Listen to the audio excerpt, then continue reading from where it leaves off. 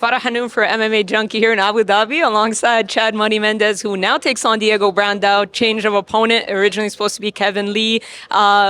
Different styles, but what were your thoughts when they got you Diego Brandao instead? I was excited about it. Honestly, I didn't really care who my opponent was. Just coming out here has been something on my bucket list for a long time. So getting to come out here and do something I absolutely love, which is grapple, I mean, it's a win-win for me. So I honestly didn't care. I was a little nervous that it was going to fall through because it originally was Kevin Lee. Then he backed out and they had Darush in for a little bit. And then he backed out and then it ended up becoming Diego. So after the second back out, I was like, I think this is going to fall through. And then ended up getting word that Diego was making it. So I was nervous that I wasn't even going to be able to make it out here. So we're happy to be here. Yeah, and Diego's a bit of a wild man. We saw it here at the face-off right now. A little bit different, like I said, with the style. Like you mentioned Dariush briefly there, Kevin Lee, their offensive grapplers. Brandao very active with his jiu-jitsu. So what do you expect from this grappling match? Man, honestly, I think the takedowns are gonna be something that are probably gonna come pretty easy for me. I don't know how much he's gonna be able to deal with on the feet. He, either pulling guard or getting taken down and pulling guard from there and holding is probably something he's going to do a lot of. So something we've worked on is just solid guard passes, being safe there. I know he's got some explosive arm bars from off his back. So, he's a type of jiu-jitsu guy that will kind of play slow, and then explode into things, which is very similar to my style also. So, just knowing that I have to be careful and just be, super aware that at any time, if I feel like I'm getting into a position that could be dangerous, he could be exploding into something at any time. So I think that's going to make it exciting. Obviously, these short rounds, it's going to be a fast-paced match. A minute in between is really nice. He's been training a ton. I've, obviously have been running multiple businesses and, training off and on, but not really preparing for a fight like he just did. So, obviously I feel like I hold my cardio to a higher standard than probably most people. So I feel good going into this, but I'm just excited to get back in here and get back in my world. And correct me if I'm wrong. So you had a grappling match back in 2017, Jeff Glover. Was that your only grappling match? Was this only your second one, or you? No, I won I'm drawing a blank on the name. Matt Quest. Anyways, I won a tournament back in the day when I first started, and it was a long time ago. That was probably in like 2009 or 2010, and hadn't done anything since Jeff Glover. Beat Glover in that, and then I did that quintet where basically it was a draw. Neither one of us got a submission. And so it was a draw for that match for the tournament. But I honestly haven't done a ton of jits competitions in my life, honestly, like wrestling as a kid, jits every day with Faber and the team. But as far as the competition goes, like this is, I think, my fourth one ever. So excited.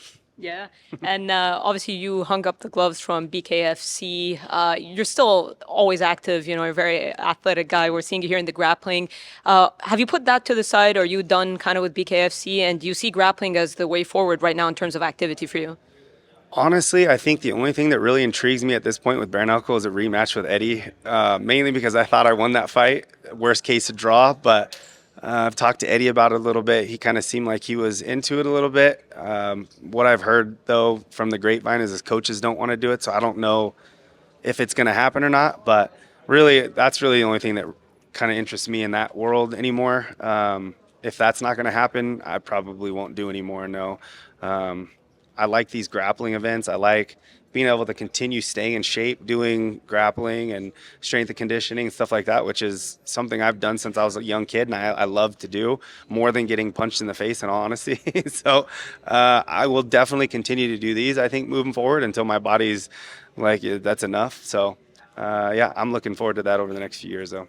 And I wanted to get your opinion a bit on some MMA. Current featherweight champion is Ilia Topuria. He's meant to fight Max Holloway next. What are your thoughts on Ilia Topuria as a champion? That guy's a stud, man.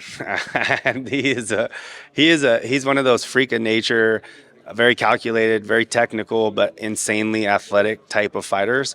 You don't see those come through very often, and he's definitely one of them. So I love watching the dude fight, and I'm excited to see his continued success. Max Holloway is a tough dude. We saw his last fight and what that guy can go through and still come back and be ballsy enough to pull out a knockout in the last few seconds. So yeah, I think both of them are warriors. Though I'm excited for it. And before we wrap up, you fought the who's who in the UFC, had some of the best fights. I mean, your second fight with Jose Aldo is one of my favorite of all time. What stands out as your best memory in the octagon? Oh man, I mean, there's a couple. Obviously, my fight against Clay Guida, who is now one of my best friends and business partners, at that time was kind of a pivotal point in my career. I mean, Clay is a legend in the sport, was then and still is now. But I was still working my way up, and I feel like going in there and putting on one of my best performances and getting a knockout against a guy who'd never been knocked out before was something that I put a lot of pressure on myself for that fight and wanted to compete and wanted to show the world using a guy like Clay Guida, who everybody knows as that platform, and I got it done. So, you know, I think that's probably the most memorable fight in my career. All right, and you said you would BKFC. The only way you'd come back is the Eddie Alvarez rematch. Maybe you can lure him into ADXC. Yeah, absolutely, man. I love Eddie, man. He's a cool dude. He, you know, we talk on the side, and he's down to earth. He's down to help with my business. He's offered, you know, his help, and I would love to get in here and compete with Eddie in a grappling match. Not sure if he would do it or not, but that would be cool. I think the fans would want to see it. For sure. Well, Chad, I appreciate taking a few minutes. Best of luck on Friday. Thank you so much.